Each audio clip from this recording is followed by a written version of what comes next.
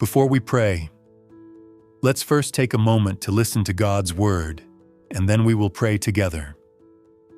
What if I told you there's a place where fear has no power over you, where anxiety melts away, and where peace flows like a gentle river even when storms rage all around you?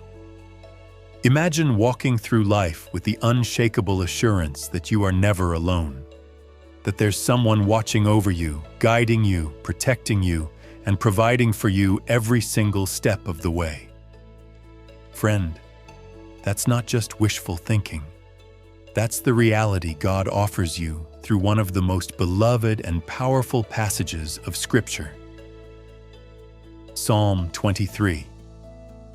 Psalm 23 isn't just ancient poetry written thousands of years ago. It's a divine promise, a personal love letter from the heart of God to you.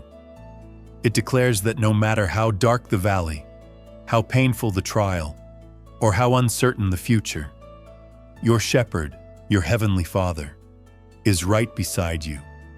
Today, we're going to dive deep into the life-changing truths of this psalm, not just to read it, but to experience it. We'll explore each verse step by step, uncovering how it speaks to your struggles, your hopes, and your destiny. And when we finish, we'll pray together, a prayer that aligns your heart with the shepherd's voice, bringing breakthrough, healing, and fresh strength for whatever lies ahead. So stay with me until the very end. I promise, by the time we finish, you won't just know Psalm 23, you'll feel it living in you. The heart of Psalm 23, a song of trust. Psalm 23 was written by King David, a man who knew both the rugged wilderness of shepherding and the heavy crown of kingship. David wasn't a stranger to fear, danger, or failure. Yet through all his ups and downs, he experienced God's care in the most personal way. That's why these 6 verses carry such depth. They are a journey of trust, a picture of God's relationship with you. And like any good story, it begins with a bold declaration. The Lord is my shepherd, I shall not want. This opening line isn't just beautiful, it's revolutionary. When David says, "The Lord is my shepherd," he's not describing a distant deity or an impersonal force. He's painting a picture of intimate relationship. A shepherd doesn't just watch over the flock from afar. He knows each sheep by name. He protects them, guides them, and even risks his life for them. Verse 1, "The Lord is my shepherd." David spent years as a shepherd boy before becoming king. He knew what it meant to care for sheep, creatures that are often vulnerable, easily frightened, and unable to defend themselves. When he calls God, "my shepherd," David is saying, God is personally invested in me. He knows my weaknesses, my needs, my fears. I am never just a face in the crowd to him. That's true for you too. You are not invisible to God. He sees the details of your life, the late-night tears, the silent prayers, the dreams you haven't told anyone about. And then David adds, I shall not want. This doesn't mean you'll never face challenges or hardships. It means that God provides everything you truly need: love, purpose, peace, and strength. Even in lack, His presence sustains you. Think back to a time you were stretched thin, maybe a financial crisis, a broken relationship, or a difficult season at work. This verse is an invitation to trust, to believe that your shepherd is already working behind the scenes to provide for you in ways you might not even see yet. Sometimes His provision comes through unexpected channels. A kind word that lifts your spirit just when you needed it. A door of opportunity that opens when you thought all hope was gone. A miraculous answer to prayer you didn't even know how to pray. Your shepherd knows your needs before you speak them, and He delights in meeting them. Verse 2, green pastures and still waters. He makes me lie down in green pastures. He leads me beside still waters. This verse paints a picture of peace and abundance. Green pastures are a place of nourishment, safety, and satisfaction. Still waters represent calm and rest. But notice the wording. He makes me lie down. We live in a world that glorifies busyness. We hustle, grind, and push ourselves to exhaustion. Yet God, in His love, sometimes gently forces us to rest. He knows our limits. He knows when our souls are running on empty. Maybe you've been there, so caught up in the grind that you didn't even realize how weary you were until God slowed you down. Sometimes, what feels like a setback, a canceled plan, a closed door, even an illness, is actually God saying, "Rest, child. Let me restore you." Let me tell you about Sarah, a single mother I once knew. She was juggling 2 jobs, raising her son alone, and barely keeping her head above water. Then, in one devastating week, she lost her main job. Her son started struggling at school, and her car broke down. Sarah was overwhelmed. She felt like giving up. One evening, through tears, she opened her Bible and read Psalm 23. The words, "He restores my soul," seemed to leap off the page. She began praying that verse every day. Slowly, little by little, she began to see small miracles. A neighbor offered to watch her son after school. A part-time job opened up that perfectly fit her schedule. Her son's teacher reached out with extra support. Sarah says Psalm 23 became her anchor, reminding her that God was leading her to green pastures even in the middle of a storm. Her story is proof that when you trust your shepherd, He will guide you to places of provision and peace. Verse 3, He restores my soul. He leads me in paths of righteousness for His name's sake. God doesn't just meet your physical needs. He cares about your inner life, your heart, your mind, your soul. To restore means to bring back to wholeness. When life has broken you down, when guilt weighs you down, when grief feels unbearable, God is the healer who makes you whole again. Have you ever felt like your spirit was dry and weary? Maybe you've been through heartbreak, failure, or deep disappointment. This verse reminds you that God breathes new life into you, renewing your hope and strength, and He leads you in paths of righteousness. Not because you're perfect, but because His reputation is on the line. When you follow His lead, your life becomes a testimony of His goodness.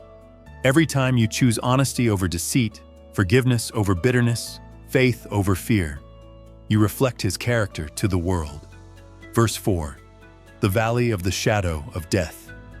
Yea, though I walk through the valley of the shadow of death, I will fear no evil, for you are with me. Your rod and your staff, they comfort me.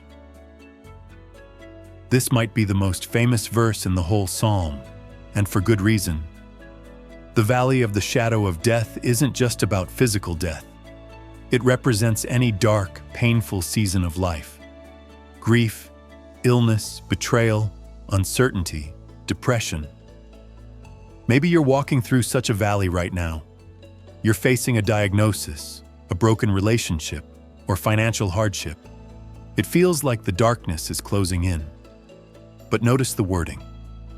I walk through the valley. You don't stay there. The valley is not your final destination. God is leading you through to the other side, and you don't walk alone. His presence is your courage. His rod protects you from enemies. His staff guides you when you wander off the path. This verse doesn't deny pain. It defies fear. It declares that even in the deepest darkness, your shepherd is closer than your next breath. Verse 5. a table in the presence of enemies. You prepare a table before me in the presence of my enemies. You anoint my head with oil, my cup runs over. What a bold image. God doesn't just protect you. He celebrates you right in front of your enemies. He doesn't hide you away from conflict or adversity.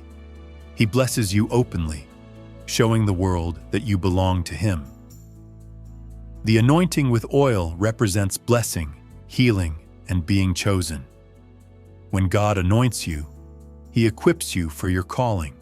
And then there's the overflowing cup. God's blessings aren't stingy or limited. They overflow, joy, peace, love, and favor spilling into every area of your life. Imagine sitting at a table prepared by God Himself, surrounded by His goodness, completely safe, even while chaos swirls around you. That's the kind of abundance your shepherd offers. Verse 6, goodness and mercy shall follow me. Surely goodness and mercy shall follow me all the days of my life, and I will dwell in the house of the Lord forever.